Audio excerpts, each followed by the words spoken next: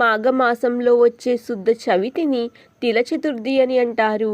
ఈ రోజుకు ఒక ప్రత్యేక స్థానం ఉంది. తిలలు అంటే నువ్వులు అని అర్థం. ఈ రోజు నువ్వులతో చేసిన పదార్థాలు తినాలి. నువ్వులనగా మనకి వంటింట్లో వాడే పదార్థాలతో పాటు పర్వదినాలలో వదిలే పితృతర్పణాలు కూడా గుర్తొస్తాయి.